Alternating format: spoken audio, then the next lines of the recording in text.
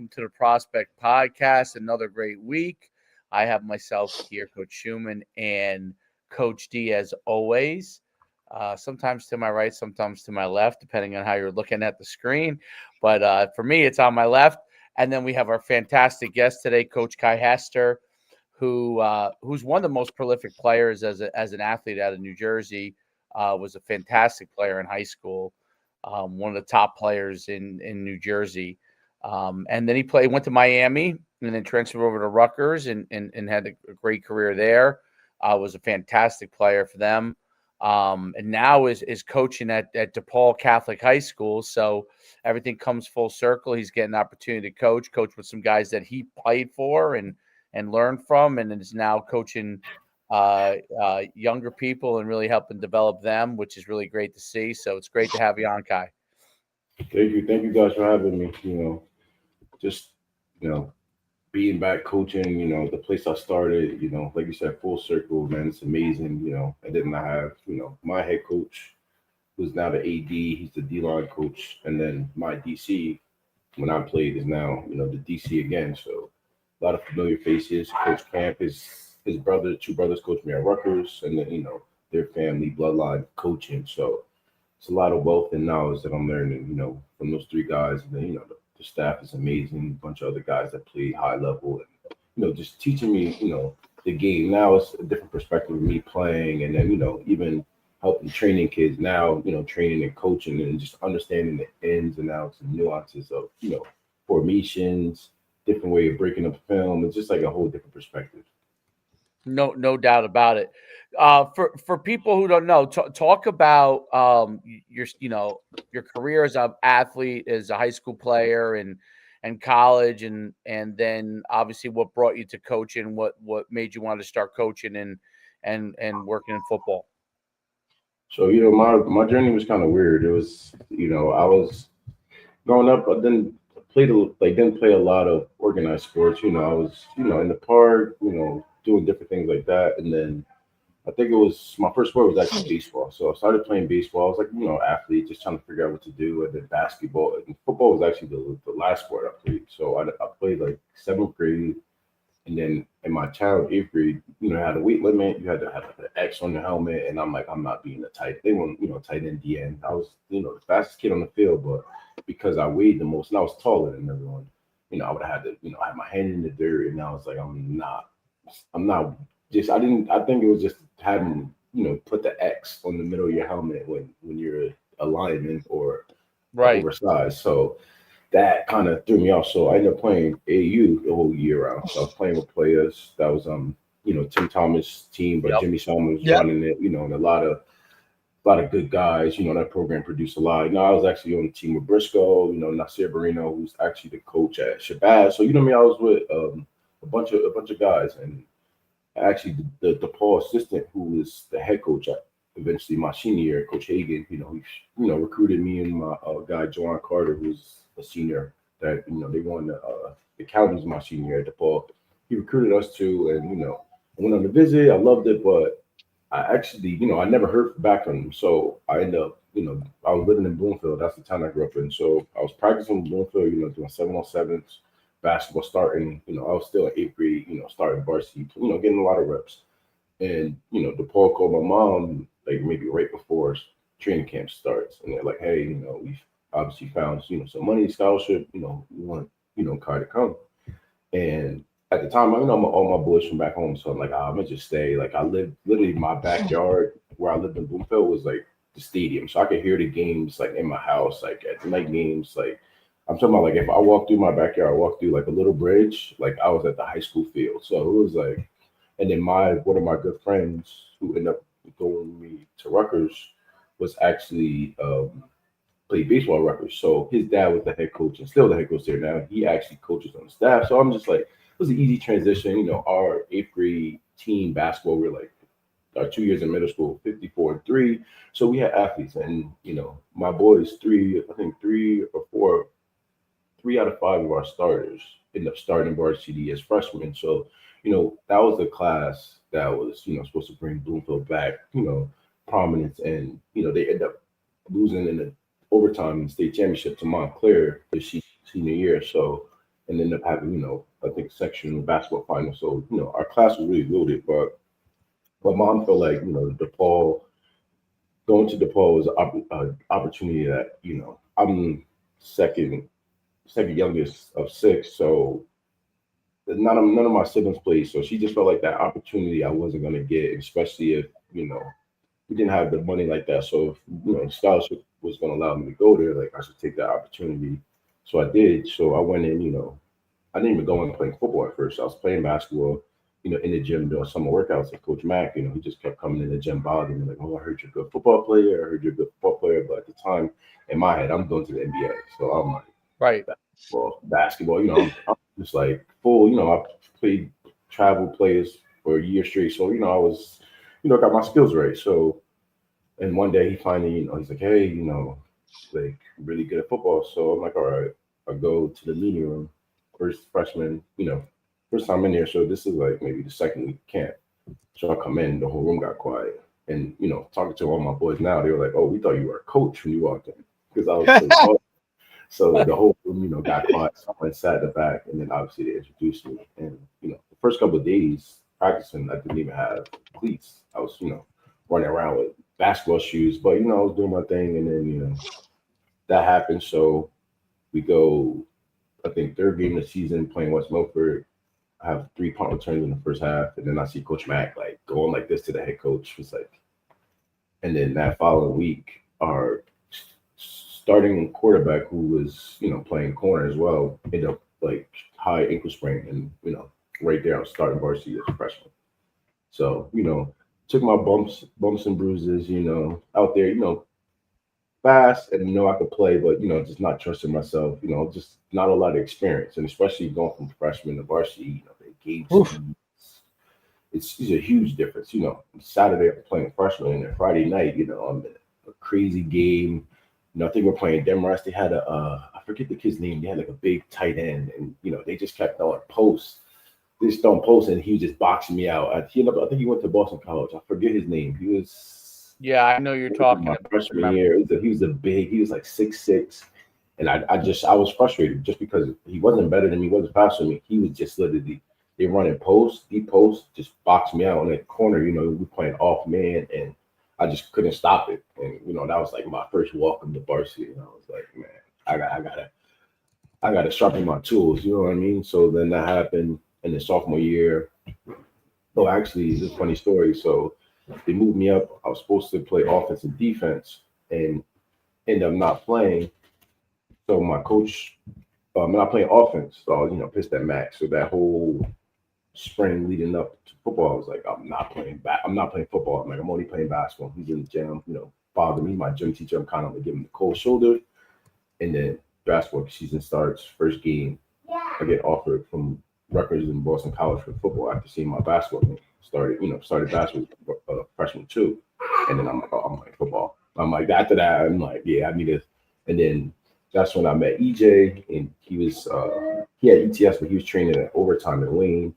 And then from there, I locked in for football, and then I was still playing basketball, but I'm like, I got 2 offers, big offers, and as a freshman, you're like eyes bright. I'm like, yeah. Next day, I'm like training with the team football. I'm like, yeah, I'm playing football. So had a good career. Went to Miami, and then obviously my mom got sick, things like that. So then I transferred back home to Rutgers, and then coaching changes, do that different stuff. Just an up and down journey, but have fun, did the things I needed to do on the field, and then eventually finish. And that's what we were talking about before, just that transition of college, to the real life, real world. It was a tough adjustment. Luckily, I have my close friends from DePaul, guys that I played with. They had a restaurant. So I did that. I was bartending, serving, like, what I mean? Kind of like restarted my life, like kind of back at the bottom, and like kind of like humbling experience. So that kind of, I was like, after, Rutgers, we didn't do too well my last couple of years. So I had like a bad taste in my mouth with football. So I was just like, kind of was like, I stepped away from football. It really wasn't, I played like, I was living in Bayonne, played in like a flag league, and I'm like, started to bring my love back. And then eventually, I was back and forth with camp, for the last couple of years trying to get on the staff. They had a full staff. So, just trying to figure out the right way. And then obviously this year I got the opportunity to join the staff. And, just having an amazing time, with some amazing guys. So it's been a fun journey from, playing into, college, high school, transitioning into now coaching, and now, walking the hallways, being in the same locker room I was in on the same field, just me trying to give these guys jewels of, some of the little things that they could take and I didn't know or have, like a mentor or a big brother that was in this position or like someone that went through this process. I was in high school, I was taking visits, either Coach Murray at the time or by myself, what I mean, kind of traveling and just figuring it out as you go. So, there's a lot of things, trying to help them navigate now, NIL, different things that I didn't have. So just trying to give them the knowledge, what I mean, to pass that down. The NIL, yeah, it's a huge change from Whew. when you were playing. Crazy. It's crazy the opportunities from that standpoint.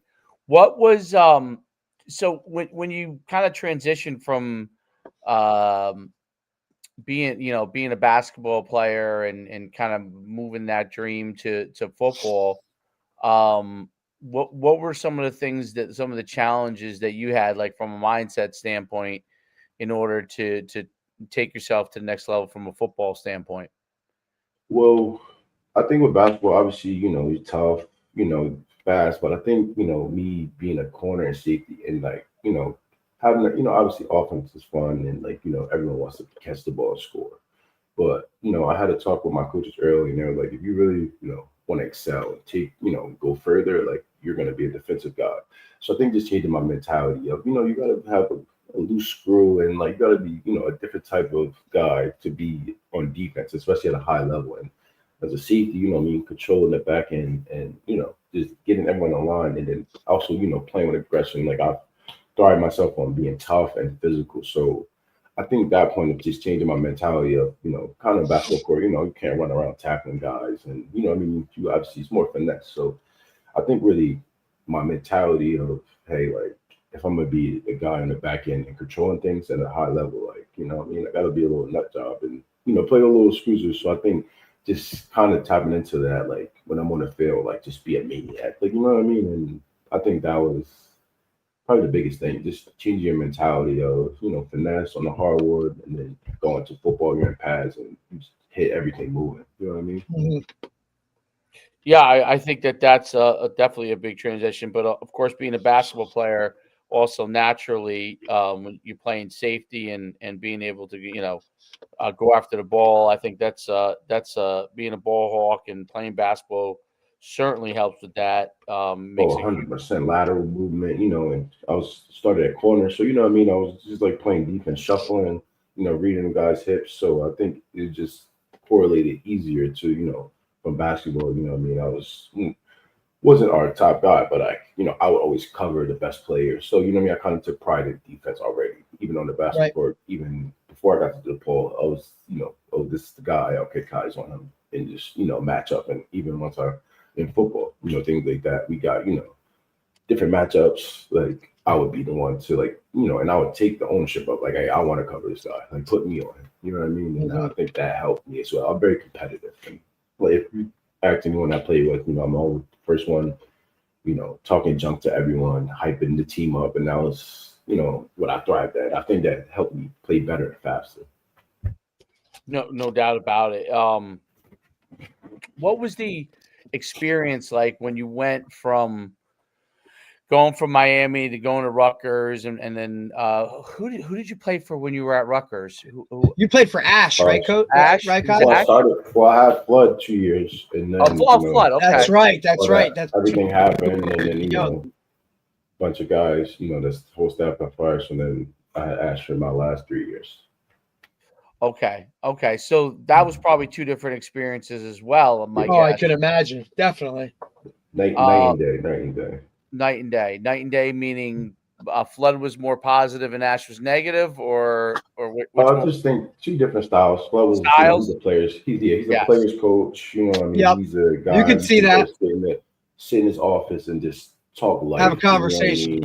Conversation. And Ash, I wouldn't say was a bad experience. It was just different. He was an X&O guy. Definitely, he's a defensive back coach and, defensive minded. So there's a lot of X&Os, but like, he knew coming in, to a program where you don't recruit all these guys, but he actually recruited me when he was at Arkansas at Billima, and I think Wisconsin early in my high school career. But you don't bring in these guys onto your guys, so it's just a different experience. And coming from O State, I think his expectations a little higher, coming from, they just won a national championship, and then coming to us where we're, figuring things out. First 2 years in the Big Ten, like, there was that was a lot of transition. Yeah, and that was a lot of transition too. Yep.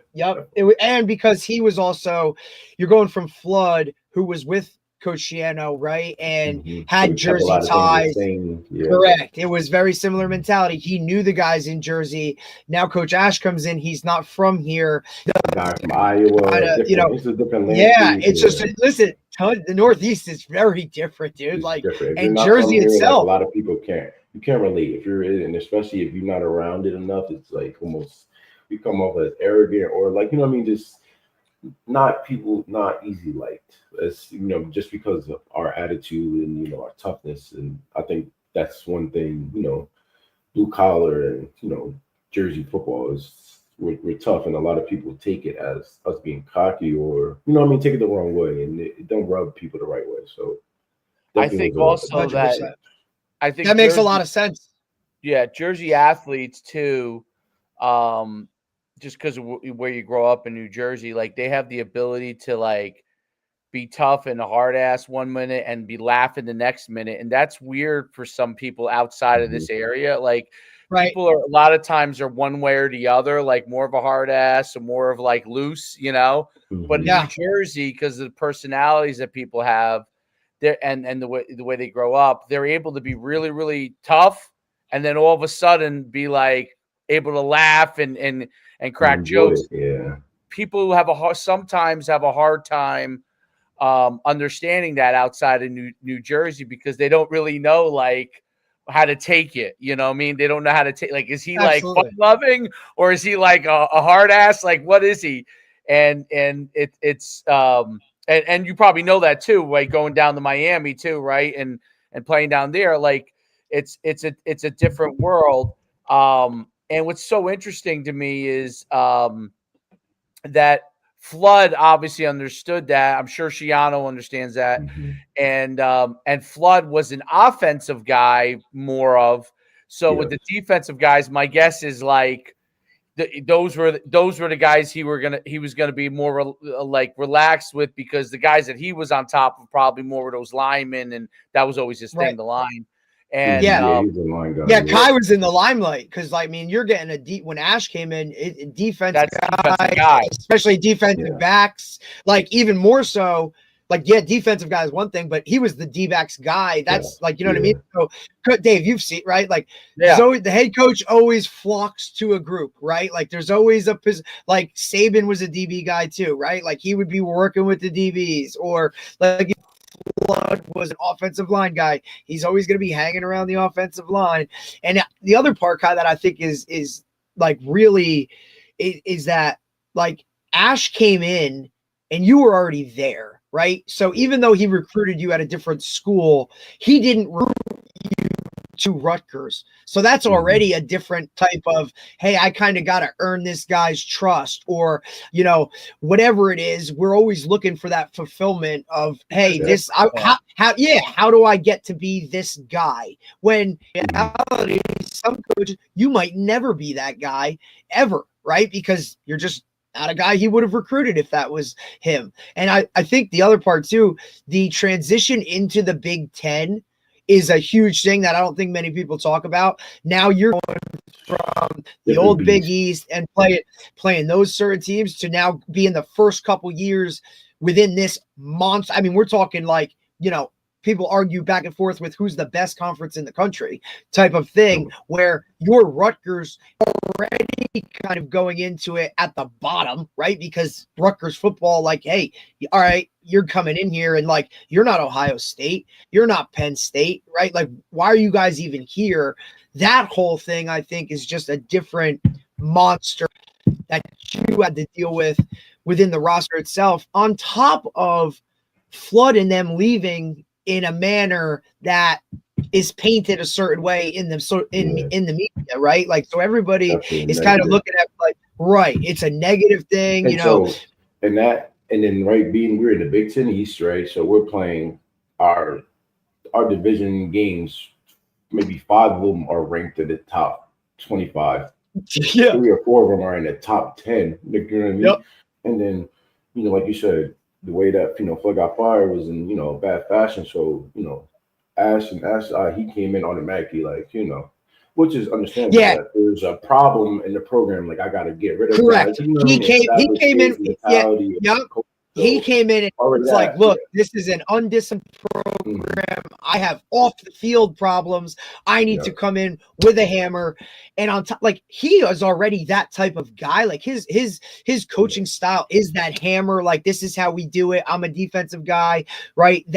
So now, on top of him already being that, he thinks, hey, I come in and swing this hammer even harder because I got a bunch of renegades off the field. Like, like we got problems in the line in the world. We don't have like football, yeah, but like we got to worry about all that. So him coming in with that hammer probably just added to the whole thing. And as a player, when you were there, looking at it, when I was there as a player, I'm like, why is this guy? You know what I mean? Like, I didn't understand. Of course. I mean, I was a coach and, leading young men and wanting to set the right example. He had to come in and do that and emphasize this culture, which, I mean, no one knew. And obviously no one played for him. So absolutely. She kind of was like, basically like, I mean, I'm going to weed in the guys that I want here. And then I want to get rid of, which at the time, was like in a way, and in a way, when he came in, he probably looked at all of you on the roster in one fashion, right? Like, all of these guys are problems off the field. I need to bring in my guys who are going to listen, do the things the way I want to do it, all of that thing. So you guys were already like, behind in terms of being his guys. And then until he watched you play, and then it was like, oh, this guy's okay. And then, he's already, coming in comparing us to O State where we don't have those numbers. I mean, we don't have 3 depth chart with 3 5-stars back to back. So, I mean, it was just a whole, a different experience. And I feel like it didn't go as positive and great as he would like, but hey, Shiano came back, kind of restored the tradition, and then, Ash is a DC at Notre Dame. So I know it kind of worked out. Look, and I think he was at Texas, right? Didn't he go to Texas before? He was at Texas. He was with the Raiders, D-backs coach. So I mean, he didn't usually coaching. It didn't. Yeah, his career's okay. Usually when coaches, they don't win or they don't do the thing they do, they usually find a job through connections and things like that. So, I mean, you've been through a bunch of coaches. I mean, you've been in that world, right? Like, just being at. They usually land on their feet. Yeah, they usually land on their feet. Right. I mean, and let's think about it. You could probably track your coaches from every one of your stops, not just your position coach, but like everybody on the staff. And you could go and connect dots and be like, wow, this guy was a freaking GN. He's the head coach at Harvard. Or my DB coaches that was with Ash, the DB coach at LSU. Like, I mean, these guys, I think one of the O-line coaches was somewhere like big, I think Illinois. So, like, I mean, like Arsikowski's the quarterback is the quarterback coach at Illinois, doing great job recruiting. So that's the other part. Guys you played with that got into that field, right? Like they're already elevated and whatnot. Two kids that I played with in high school. Shamir Beerford is the head coach at St. Thomas, and then who else? My boy is at the head coach at Hudson that played at Tech. Yep. And he ended up playing at Lafayette. So those guys that I play with that are head coaches right now. So I mean, everyone's journey is different for sure. No doubt about it. Everybody's journey is absolutely different, and I think too, one of the things when you go through those things, it makes you a better coach because you kind of know how it feels when you have change, and you know how you felt as a player, and the things you liked and the things you didn't like, and the things you learned from, and it helps you when you got to coach kids and help them kind of understand that process because you went through a little bit, and I think that's a real important thing for I think it makes a lot of times really good coaches. If you had if it was so easy in college and you just everything was just peaches and cream and you just went right to the top, it'd be hard to figure out some of the things that you had to work on or some of the things that you had to go through. So and then relate that to kids you got to coach. And so I think that it helps you from that standpoint. Talk a little bit about like your transition to coaching and some of the things that you've really like found rewarding from that standpoint. Well, coaching, I feel like the biggest, transition is just understanding, kids and teaching kids. You know what I mean? All kids learn different and at different pace. So I may have to draw something for a kid, draw something up so he can see it rather than explain it or, give them the landmarks or techniques. You know what I mean? Right now I'm coaching corners. So just understanding that all my players I can't coach the same, which, every kid, may learn faster, slower, and learn different ways. And I think that's the biggest thing. And then also just, watching film now and just breaking things down now, corners, but, also signal the play. So just understanding, what everyone's doing. And that's what I thought that safety, because, I was the type of guy on the back end. Like I want to know what everyone's doing on the defense. So if a play a mishap happens or something happens, I know exactly why, okay, this guy shot, spills when he was supposed to box, or this guy, was outside when he's supposed to fit inside. And as a safety, I was the same way. Getting guys lined up, and I was meticulous about it. And I think, my senior year, Coach Depaul, he helped me with that, with the film, of breaking things down and knowing like, hey, this is, just a rhyme and reason for our defense and our philosophy of ball, and why we're going to line up in this way because of this, or hey, we're going to do this to stop this. And I was a big, I always ask questions like, hey, why are we going to run cover three? What are we running cover three to stop? Or what is the weakness in cover three? And you know what I mean? And then now, okay, I know, hey, cover three to flats, you know what I mean? Or hey, cover two to middle. So like, different things like that. And I take that to coaching, like trying to prepare these guys like, hey, this team runs verticals. Hey, when we're in this, the middle of the field may be open. So, we got to be constant and aware of this. Hey, we're in cover three, comeback, curls, hitches, hey, they might catch that, but go and tackle it. So I think, just understanding the game and then now trying to teach that to the players that a lot of it is X and O's, but it's situational as well. You got to have football awareness. And I think a lot of kids, nowadays, sometimes they don't watch a lot of football, playing the game. No, they don't. A lot of them, like I was watching football. I was, watching highlights. I'm in the house, on YouTube, just watching different players. Like, that was Tyrann Mathieu was my favorite back, watching him, Patrick Peterson, like all these crazy DBs that I'm just like trying to pick up tendencies and learn from through, watching their games and films. Like, hey, man, I got to do this. So when I see, this guy runs the end, I could jump this, and just learning. I wasn't the fastest guy, but I feel like I probably myself being the smartest, and so my angles were better. So I knew like, hey, if he's running a post, if I, meet him here instead of, trying to go for the ball, I may have a big hit or interception. And I think, that allowed me to play faster as well. Just knowing I knew my position and I knew where to be, like where I was going to end up, so that when the time came that I could make a play or be in a good position to make a play. And ultimately, Kiy, like being coached by a coach like Coach Depaul, who really breaks it down to a way for you to understand, allowed you as a safety, because I was the exact same way as a safety, wasn't the biggest, wasn't the fastest, but definitely prided myself on being able to know everything. And that helped me as a player. If I knew the linebacker was here, I could be here, or hey, I know that corner's good at take away that, I can now jump this.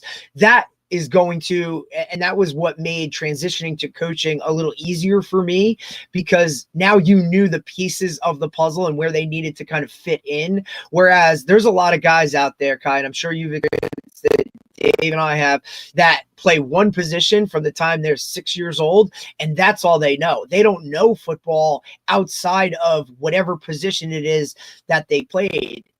And there's other guys that are just, gifted when it comes to speed, athleticism, right? Like they just have those tangibles that they've gotten away their entire career on, hey, I can get beat because I'm fast enough to catch up and make the play. Or, you know what I mean? Those types of skills, where you, on the other hand, you're the quarterback on the defense.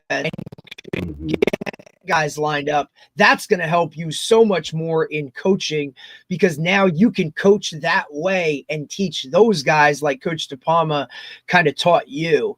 I think that's like such a big thing that I don't think a lot of coaches now, younger coaches, understand that. And it's difficult.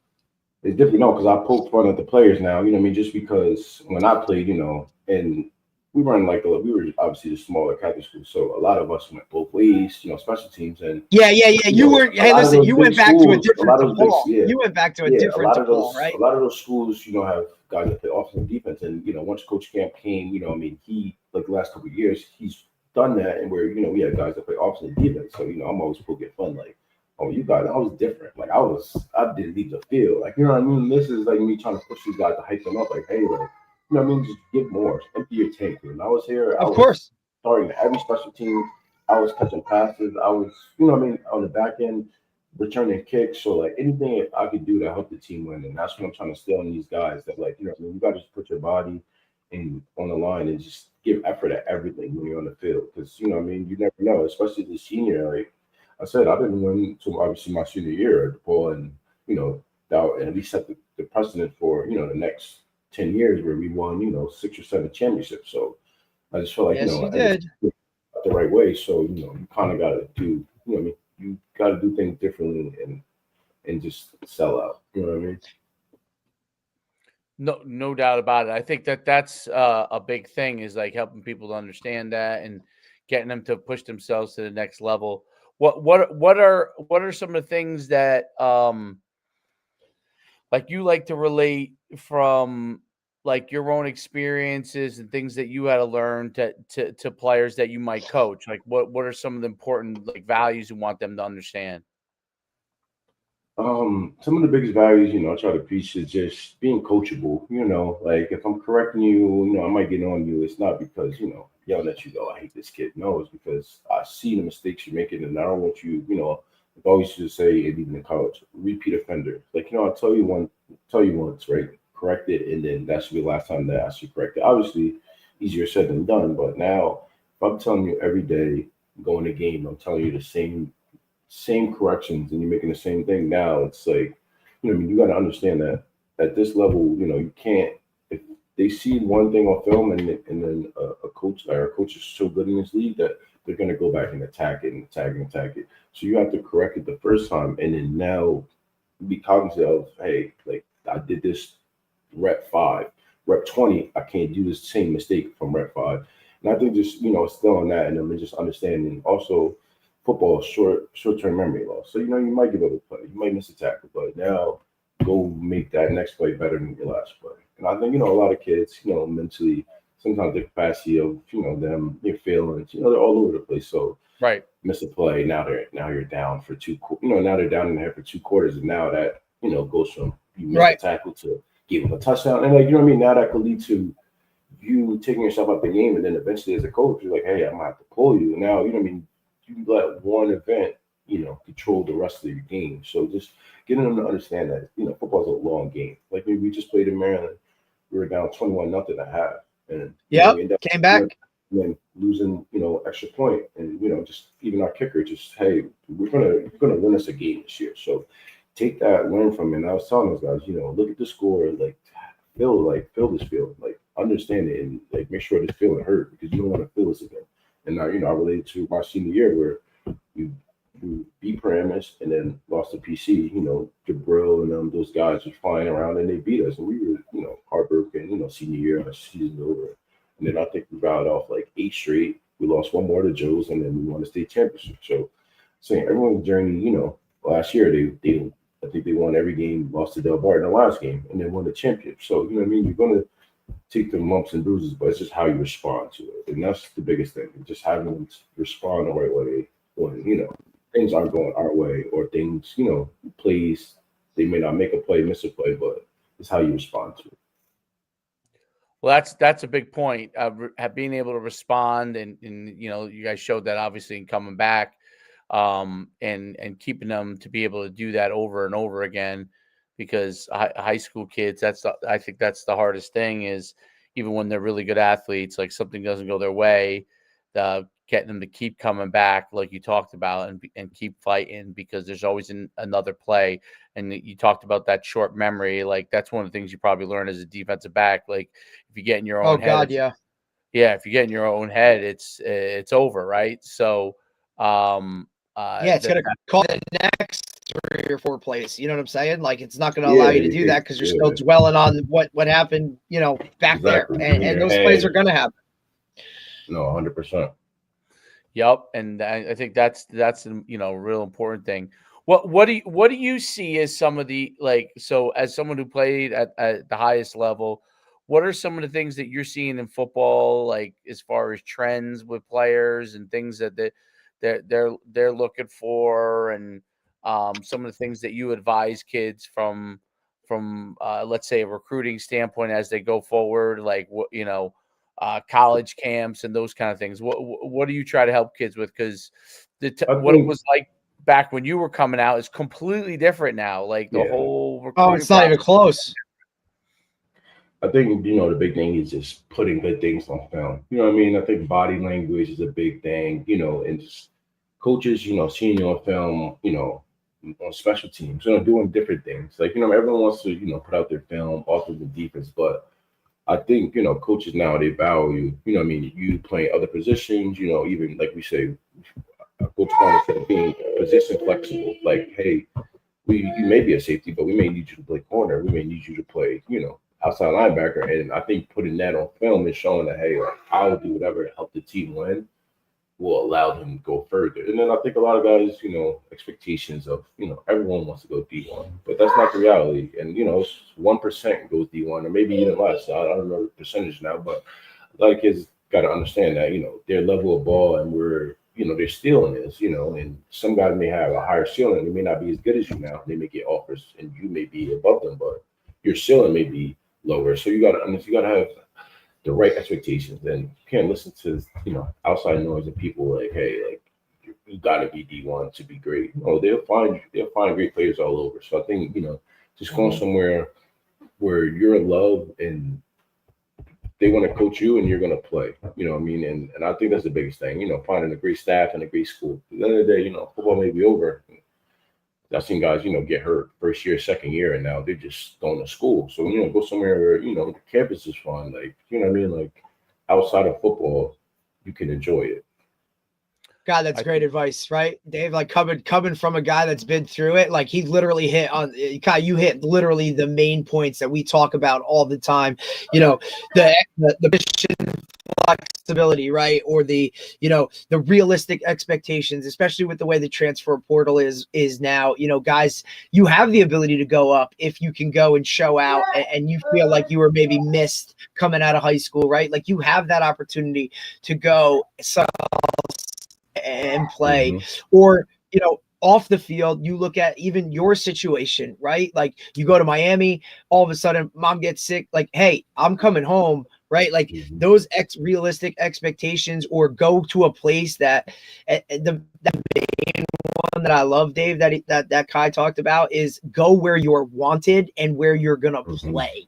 Right? Because you don't want to go to a staff that you're kind of forcing their hand and you're at the bottom of that list. Like, why do you want to be that guy for the next 4 years where every little thing that you don't do right, because you're going to do a lot of things that are wrong, right? And they're going to just, well, that's why we didn't want to recruit them to begin with, go to a place where they highlight your mistakes for. Yeah. Right. Yeah. Go to and then the playing time, right? Because, I mean, look, you started from the time you were a freshman, you go to college and now you're not playing. That is a huge thing for guys that some guys can't handle being on the scout team. Right. Like, no, exactly. You're and I registered it. So I was telling guys, I was on scout team at Rutgers and I was close to hell. Like, you know what I mean? Like, Gary was the quarterback, we had Deontay, we had guys, like, we had NFL dudes, so I was taking it serious, and that they would sometimes get pissed off at me, and I'm like, these are my games. Like, you guys practice all weekend and go play. Like, when you guys go play, I'm sitting on the sideline or I'm home. I couldn't even travel. Yeah, so I'm helping to recruit a guy on campus. That's what I'm doing during your games, right? Like, I'm helping recruit. I'm walking guys around, or doing this or doing that. The best player on defense, whatever position, I'm blitzing off the edge, dropping back. I'm like, I took pride in it just because those were my games. Practice, against the ones every day. It was fun. It was like it got me better, and I think that helped just to transition to college because I had a whole year of just practicing against our starters for a whole year. Yep. Practice, lift, eat. Practice, lift, eat. Some people don't understand that development, like having the whole year. Yeah, no, and that's all I did. I left after practice. I didn't have a game, so Friday I'm getting an extra lift because there's walkthroughs, getting ready to either leave or go to the hotel, and then Saturday morning, even before the game, I could get an extra lift, get some field work in, and it was just an extra year to get better. You know what I mean? Yeah, there's no doubt about it, and that's very hard for players to understand, especially now. So hard. In the transfer portal era, it's like and NIL and the balance between developing and getting on the field. It's not easy to make those decisions. And obviously now they can get money, which we all would have loved to have back when we were playing. I would have just taken. Listen, that Pell Grant used to be a real fun day, right? That Pell Grant was a lot. Me and my little brother was talking about that. We thought we was millionaires with the program. Imagine we was balling. Yeah. With the money we was the brother went to Nebraska. We were just talking about this the other day. We had a little party for my son, and he was just like, we would have been like, we thought the 4,000, 3,000 was crazy. These guys are getting six figures. And it's like, I'm happy. Hating definitely a little bit, but happy for the guys. Definitely a little salty though. I agree. Are you in that window though, Kiy? Are you gonna get? Are you in the window of back payments? Like you're gonna get? Are you gonna get something? Like because I think you're in that window, right? Of those years. Like 3 years. Yeah, like 3. I got 3 years of it, so a little back pay, but nothing compared to these players. But man, these guys. Now, Kiy, let me ask you something personally. So I'll take a penny from them. Kiy, let me ask you a question. If you're at DePaul Catholic now and you're being recruited, it seems like a stupid question, but would NIL factor into your college decision? Where would that be on your list of, hey, I'm going to go to this school because they can pay me this? Would that have factored in for you personally? I would say it would be like top 5. It wouldn't be my top. I wouldn't be like greedy. You know what I mean? Like, hey, I'm going to the highest bidder because that never works out, and usually, sometimes the highest bidder isn't the right coach in the right place. So I think it would like accumulation of different things of the coaching, where I want to play, campus, and the funds. But I think it would be in top 5 for sure. Obviously I want to get people, but I think coaching scheme wise, I was coming out. I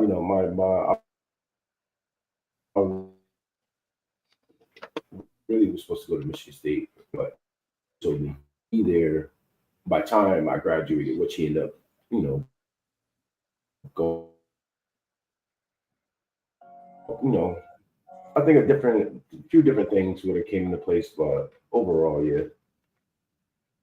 No, there's no. Sense. I mean, listen, it always plays a role. It's going to play a role. It's hard, and it's hard to know, like when you're young, like that's. It's hard to know what your 18-year-old self would be thinking along those lines, which is what makes it also makes it very, very, very, very difficult. And I think it's one of the things that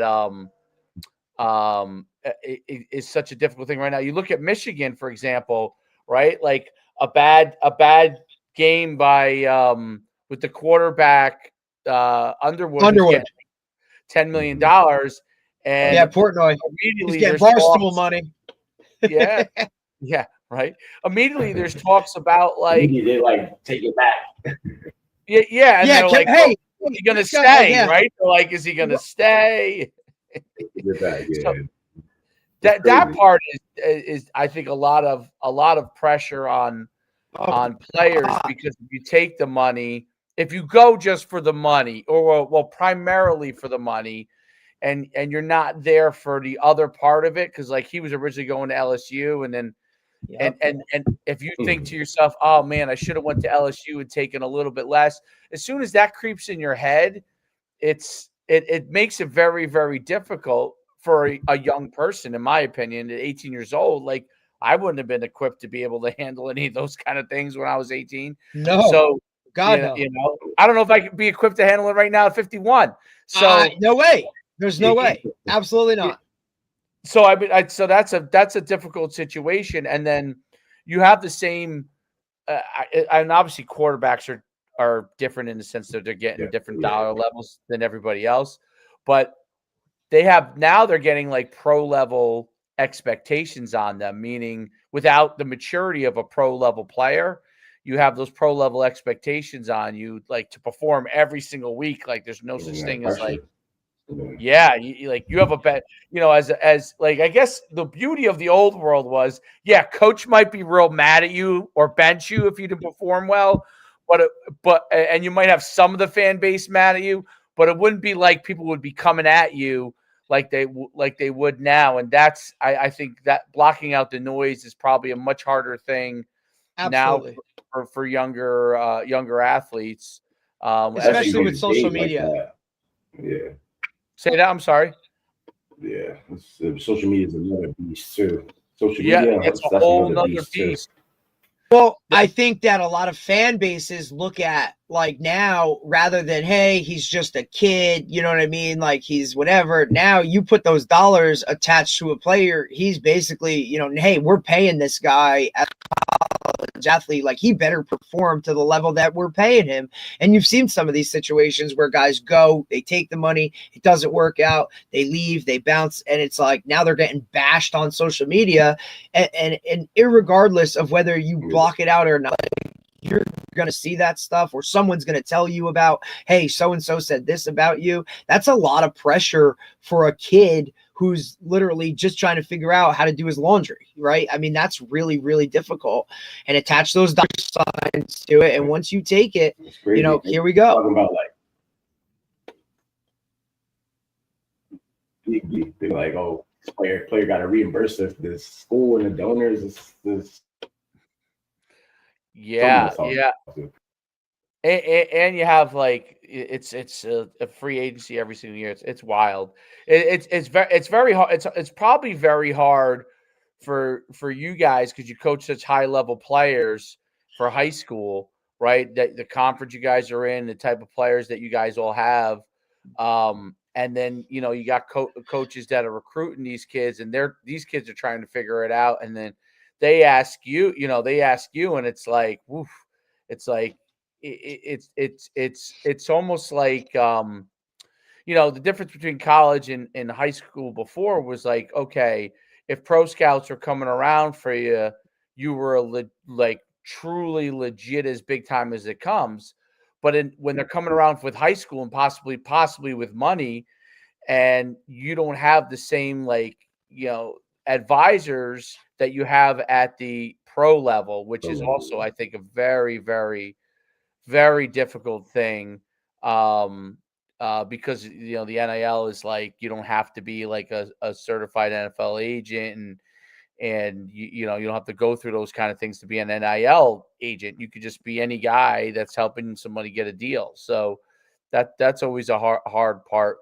But I think if players keep the main thing playing and doing good in school, they're going to put themselves in a situation to have those opportunities. So, and just stay level-headed. Like that's always a big thing, staying level-headed, and just, if you keep focusing on the same things you focused on when you were trying to be the best player, if they focus on those things, then the rest will take care of itself, and they'll figure out the right opportunities, so, but 100%.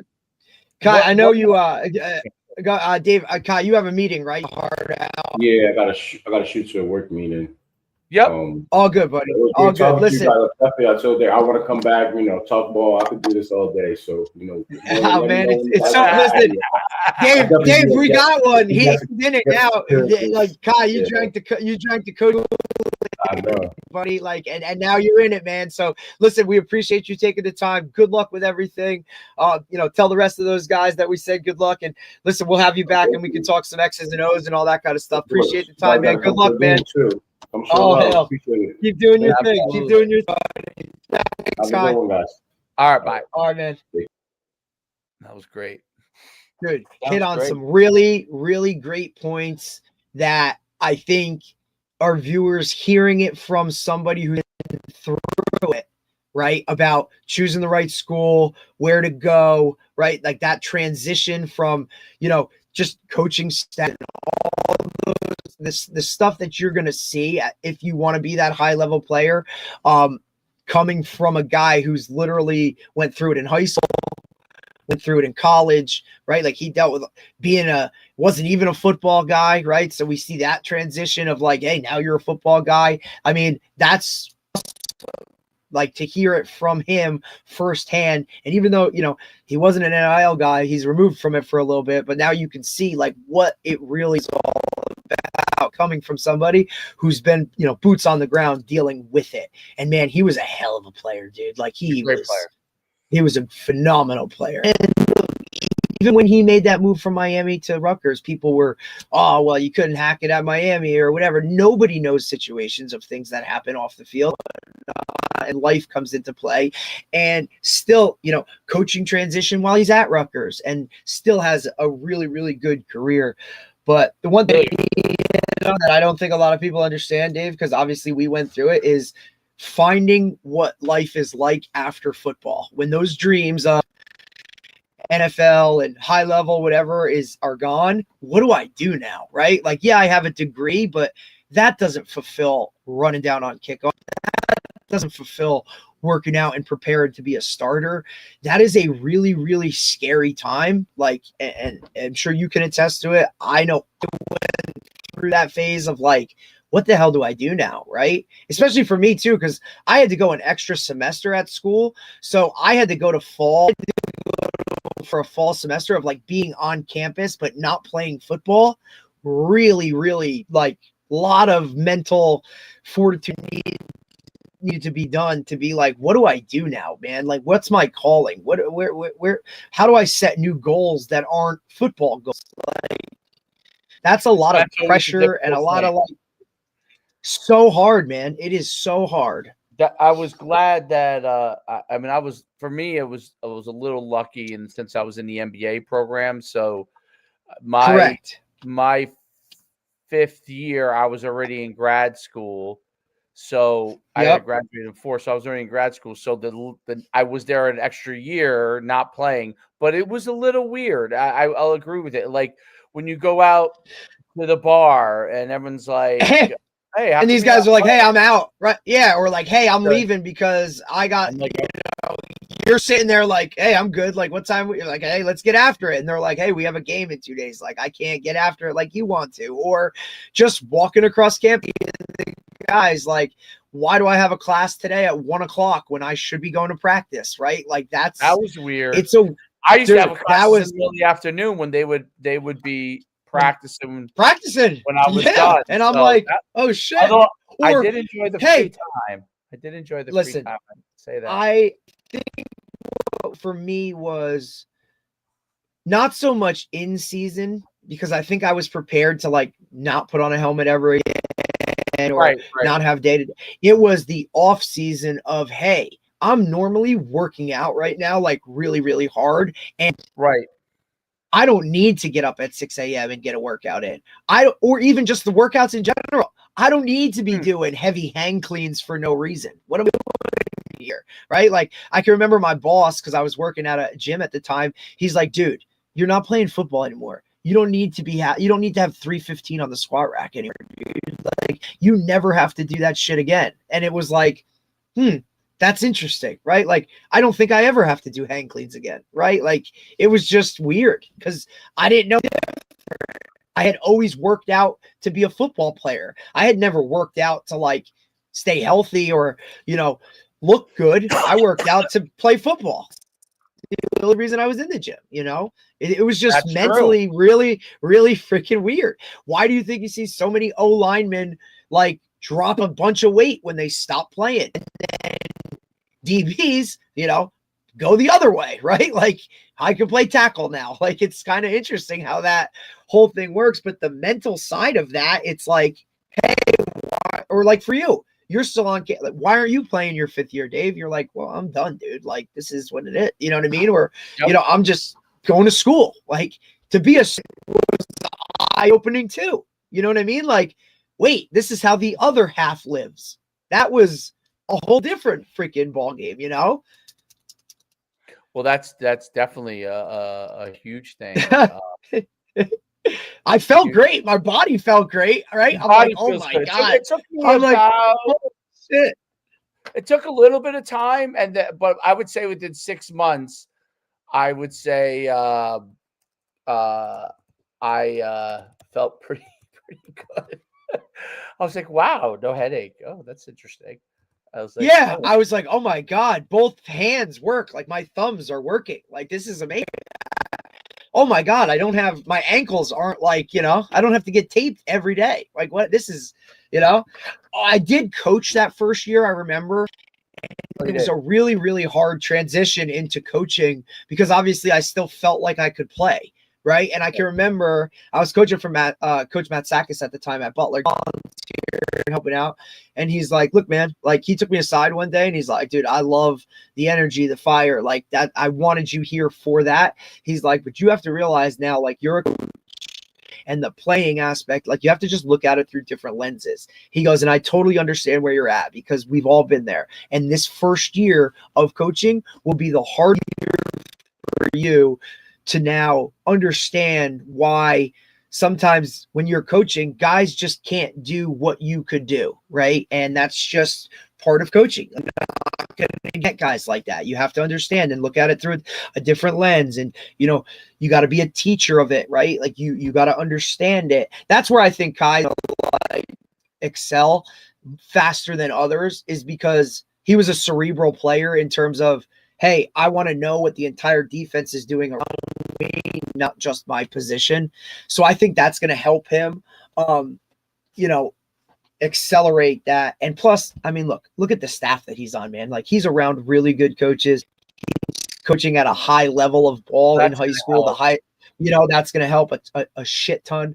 And then obviously the off the field, he's going to help them with that. Be like, hey guys, to this school and then I went to this school and I dealt with a coaching change and this is kind of how it goes. And, he can navigate that world. Plus, I think he said his brother's at Nebraska with EJ. So that's cool to kind of be plugged into that world. But man, when I saw him on the sideline and then coach, did he say? Is that what it was? I think his brother's playing at Nebraska. Brother's playing. Okay.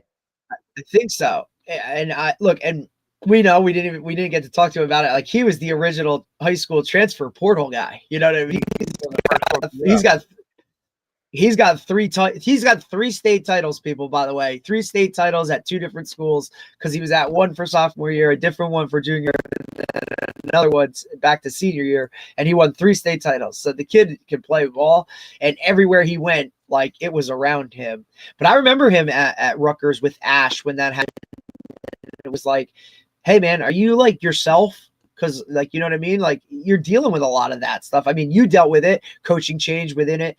I dealt with it before I even got on Sacred Heart. I got a phone call in June and said, hey, the head coach just took a job at Villanova, but the defensive staff is going to stay together. So do you still want to come here? Like that's hard when you're their guy.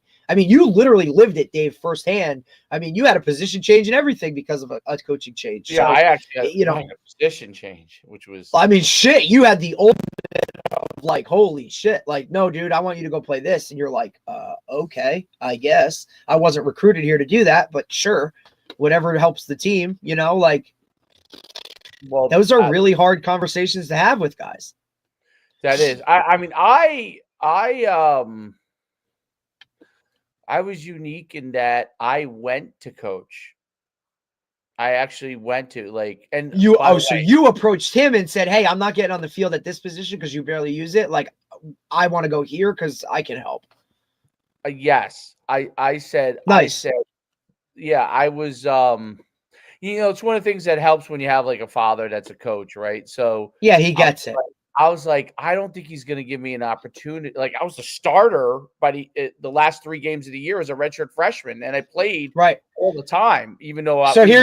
So so mentally going into that next year, going, all right, we're going into spring. I'm the one. Like now we can rock. You know what I'm saying? Like here we go, and you're like, whoa. Well, they already the spring before I got hurt. I had a back injury where I had to sit out for a year.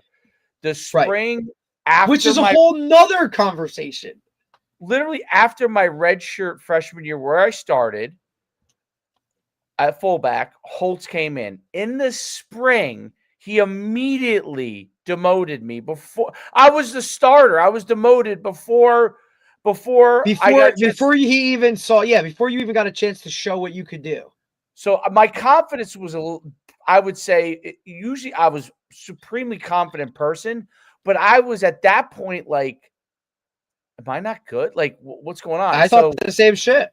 Like, so I didn't play as good either because of that.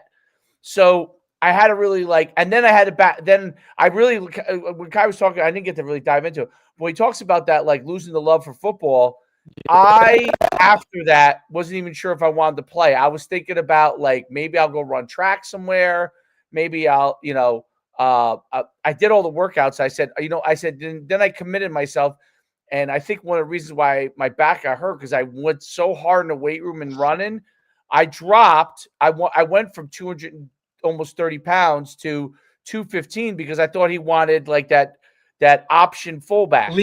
The option fullback, right? So I was like, all right, I'm going to come back. Then I came into camp and I had the injury and they said I couldn't play. So when I was off from football, I really had a lot of time to think. So when I came back, I ran track for a while. Then I got cleared to come back. I came back, and as soon as we were in winter workouts, I saw it. I was like, he's got me at number 3. Like, yep. Oh God, dude, that look. It's not going to go. It's not going to go in the right direction. During winter workouts, I went to him. Right there. I just was like, buddy, I was talking to my father back and forth on it. I said, I don't think he wants to play me. Okay.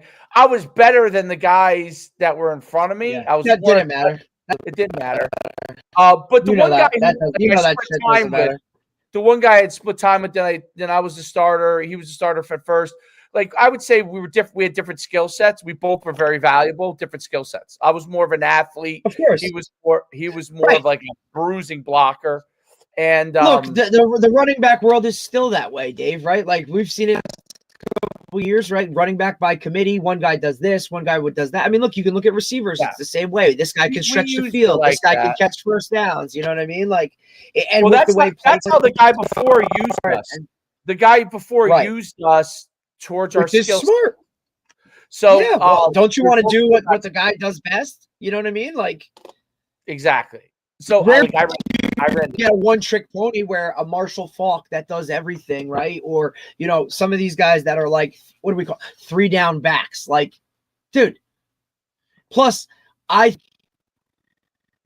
the adaptation of groupings within offenses, you know what I mean? Like, and personnel and all that kind of stuff. I mean, like you look at now, if you go on a roster as unless you're, Navy or Army, what are we doing? You know what I mean? Like a good lesson for players and athletes is Kiy said it. You're in that situation and you feel like you're stuck. You have 2 things you could do. You could prove them wrong, okay, and go down that route. And then if you start to go down that route and you still see that you're probably not going to, whatever reason, they don't see you there. Okay. It doesn't mean you're not better. They don't see you there as that person. Correct. I went in there and I said, listen, I'll play strong safety. I'll play outside linebacker, whatever. I'll move over to defense. I just want an opportunity to show I could do it. Okay. Right. Just give me a shot. That's all I need. He said, you got it. So I went over there. Well, kudos to him for that, because he could have been like, no, Q. He could have been like, Q, you're I staying. need you here. Yeah. I don't have another guy like The you on the truth roster. is, I still it's think funny. you can do shit. Like, here we go. Well, here's what's funny. My junior year, we had a great team. He really didn't need me there. Okay. That was your best team that you had when you were there? Yeah, we were like 8-3, and we probably should have been 11-0, but we were 8-3. Like we lost a couple of games, like really close games that we really should have won. But like how these close games, anything go back. But we easily could have been 11-0, easily. And that team was very good. And then the next year's team had all kinds of talent, but we had holes. So we were really strong in certain areas. We're really weak. So one of the areas my senior year that we were actually a little weak was actually at fullback, because now that I was the guy they brought in that was going to push me out, he left UConn. He couldn't hack it. He just left. He just couldn't. He didn't like school, all that kind of shit, and left. Wow. So he was the guy that he didn't ask you to go back. Well, they had another kid that was a freshman that was decent, but he was just young. He ended up being great, but he was just young. You know what I mean? Like he wasn't yet there blocking. Well, you don't want to throw him into the fire either. And now all of a sudden he don't like it and he bails. Yeah, but he ended up becoming like one of the best. Actually, unfortunately, passed away a couple years ago. Oh, but God. he was a great player. He ended up being a great, like he was kind of the fullback that I was. He could run, he could catch, he could block, and he was like a well-rounded athlete. He was a former track kid like I was. Like he was that kind of a kid. And but he was just young. But it was one of those things where that ended up being a little bit of a hole, because when I moved over, right, whereas we had a plethora of linebackers, because we had so many guys there. So I mean that was what, but it was a tough decision for me, because I was basically at a point where I was like, am I just gonna be ride it out over here and be stubborn, or am I gonna try and give myself a chance to play? And it ended up being a great decision. It wasn't easy, because the first year I transitioned to linebacker, I was the fourth guy. I nobody played better in camp than I did. I just didn't really know all the reads that well. I would just go see ball, get ball, and I would make a lot of plays. And the whole year I was kind of like that. But I was really the fourth guy. I started at the end of the year, but I was really in a 4-3, right? Because you guys ran a 4-3. Correct. And I was like the cover guy. Right. Like almost like a nickel. Kinda, yeah. I mean, I was bigger than them, but I like covered a tight end. You know what I'm saying? Like covered a tight end, covered a fullback, the running back or whatever. So and then I was using that way, and then I started at the end of the year. But it was and then my senior year I started all the games. But it was one of those things where I don't know. It ended up being a great decision, but it was not an easy road. But it ended up working out, because there wasn't many other choices at that point. Like but I saw other guys, and you probably saw this as a player. Other guys who just like were like, "Ugh, I'm buried," and I'm done. Not like you were. I was giving up my scholarship, but you're not getting that much out of those guys at that point. I was a person that needed to feel like I was going to get a shot, and let me go somewhere where that happens, and then I'll figure it out, and I'll get there. So, but probably what would have happened if I had stayed is I probably wouldn't have played very much my junior year. And then what would have happened was my senior year, because they would have been short of fullbacks, I probably would have ended up starting there. But I started at linebacker anyway. So I got to play a lot more by making the move. So my junior year, I got to play the whole year, as opposed to being like on the bench half the time. So, funny. I mean, look, same type of situation for me, right? Like, obviously, I transferred to Montclair. I go in there as a receiver, right? After 6 games, they're like, "Hey, we don't have any corners." I'm like, "Coach, I'm not a corner. I'm a safety, if anything, right?" Because I was a strong safety at Sacred Heart. So now, after game 6 at Montclair, like I'm seeing time, but it's not really what. Hey, I need your help. Okay. I go and play corner for the final 4 games of the year. End of the season, hey, we're going to put you to where we really feel like we need you, strong safety. Okay, now going to year, hey, I'm on the depth as a strong safety. Like, but I had made those moves. It's not like I was going to say no to it, right? And obviously, like, I wasn't moving to the other side of the ball after game 6 and going to start at corner, right? It was like, hey, you're an emergency corner. I just need a body who can understand like what's going on, you know? And obviously, corner, I think, is the easiest position to learn mentally, hardest to do physically, right? Like, you know, it's a manner zone. Like, tell me what I'm doing, right? Like that, I can figure that out. Like, so it was an easy transition that way. But now you're talking body type wise, like I'm trying to be a receiver, you know, I'm trying to be lean and quick and fast. And now, hey, I got to go play.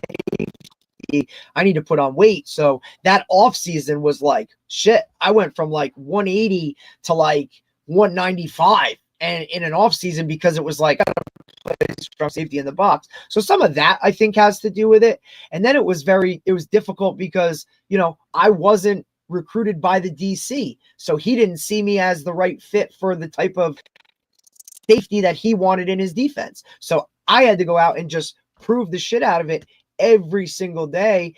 And, you know, I start my entire junior year, but I go into my senior year of camp and I'm splitting reps with a kid who just, you know, came in a transfer. And it was like, shit, you know, but look, like, and it was like, hey, you get 2 reps, he gets 2 reps, you get 2 reps, he gets 2.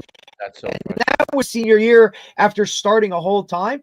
Ultimately, like the kid quit before we ended camp, which was like, okay, guess I'm the starter now, you know, but that was really difficult. And look, that was the hardest for me off season. I worked my ass off to be like, I'm the starter, dude. Like, and going into spring, it was like, well, this kid's coming in, split reps. Oh no, like this is my spot. You know what I mean? Like, so you really had to mentally, physically, like you had to really put the work in to understand and put yourself in a really good position. But, you know, it's almost like you feel like everybody's against you. Like nobody wants you to be here. And it's like back against the wall. Like, how am I going to do this? And it's like, look, if it wasn't for, you know, like my dad having been a coach and understanding or having really good high school coaches to be like, dude, you know, you're good enough to go this. Just do what you do. You know, but it was tough. I mean, like you said, you start questioning every ability that you've ever had. Like, maybe I'm not good enough, you know, like maybe I should be here, you know, because my junior year, I was banged up towards the end of the season. So I didn't play real well my last couple games. Actually got replaced, you know, in the last game. Like, hey, this is going in. So you saw the writing on the wall, but it was like, I'm banged up, you know what I mean? But you're still trying to play through it because it is what it is. Like, those are really hard, you know, times to be in those positions. I don't think a lot of guys can really handle that or don't know how to handle that unless you have somebody you can go to and talk to about it. I think that's 100% correct. That's one of the most difficult things about playing the game, that you get in a situation where you're like, who do I talk to about this? You know what I'm saying? Like, you're just like, because you don't want to sound like a baby, right? Like, you don't want to be like, oh, well, you know what I mean? Like, that also comes into it a little bit. Sometimes about it. Like, I would be like, well, that too, but like, look, that was another part, right? Like, my secondary room, half the guys thought this guy should start, half the guys thought, you know, and plus because we came in, I was kind of like bumped up above guys on the depth chart who had been there and had proven shit and whatever. And it was like, I just came in and went right up to that level. It was like, well, right? Like, he hasn't been here. He hasn't done what we've done together. You know what I mean? Like, that was a whole nother part of like, I had to earn the trust of like, not only coaches, but like the locker room and my position group, like, cause they didn't think I belonged there. Correct. That was the hardest part. Your position group. Like, I was an offensive guy. Hargraves was the linebacker coach under Tom Jackson too. So I was an offense. He wasn't brought in with Holtz. He was a holdover from Jackson.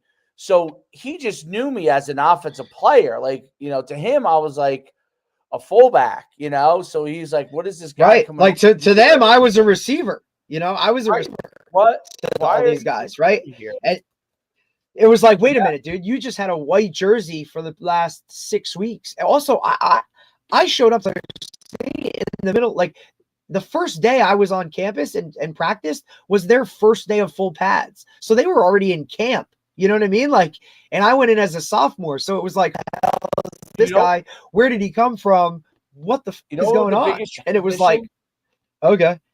I'm curious if you thought this was a big transition, although you're a receiver, so you ran a lot of routes, so you might have been tired. But I thought this was the biggest transition for me going from as a running back, even as a fullback, even though we had a very physical job because of blocking and everything.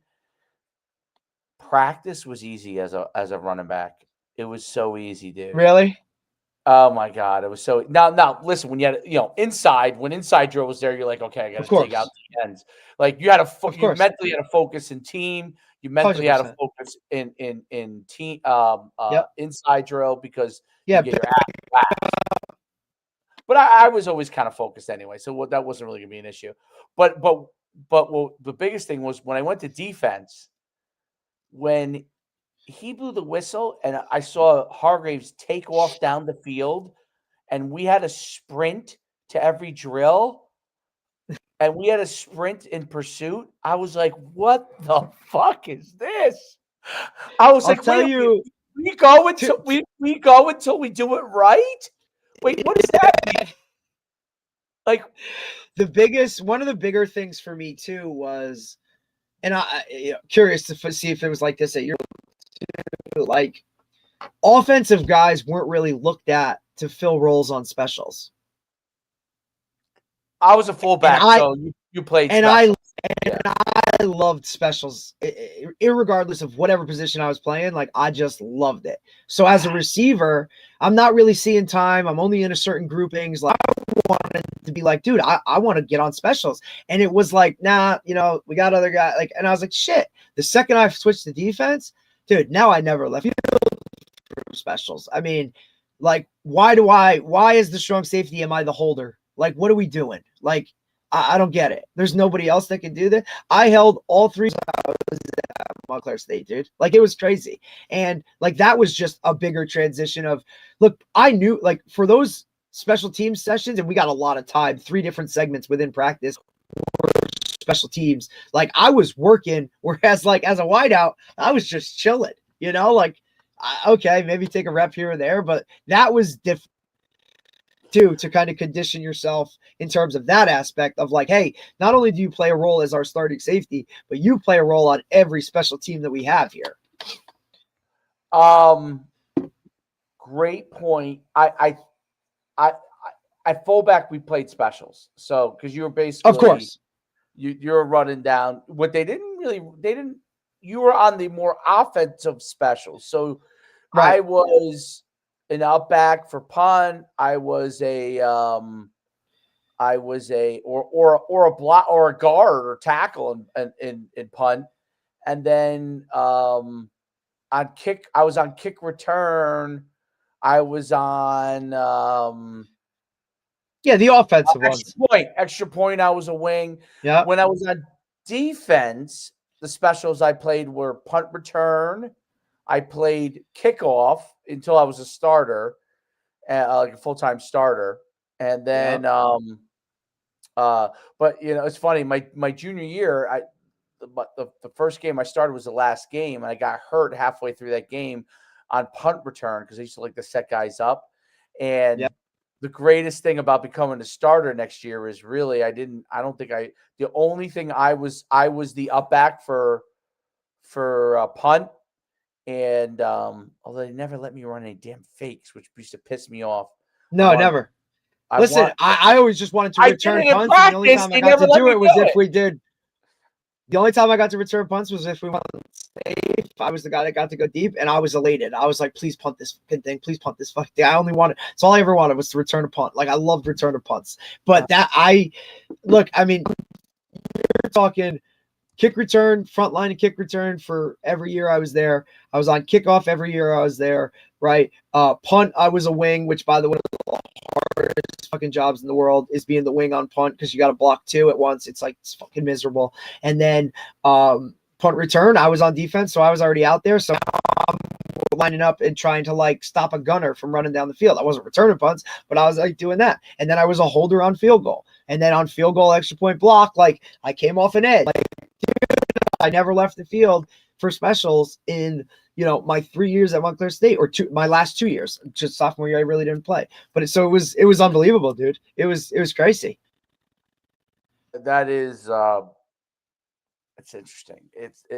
You didn't leave the field. I mean, senior year, I'm like in camp. You're like, coach, still have to be the wing on punt. Like, what do we do? Like, as it is, our offense wasn't very good. Like, some of those guys will be pissed about it, but it was like 3 and out all the time. By the time I got to the bench, coach sat down, talked to us, made our adjustments. It was like, hey, punt ready. I'm like, shit, here we go. I'm back on the field. Like, now look, I loved it because it allowed me to be in the game, and that's all I knew from school was never leaving the field. But those first couple of years when you're not playing those, like the 2 kickoffs you get in a game might be it's your world, right? So you're going all out. Like, here we go. I remember my first travel game at Sacred Heart, I was only on kick return.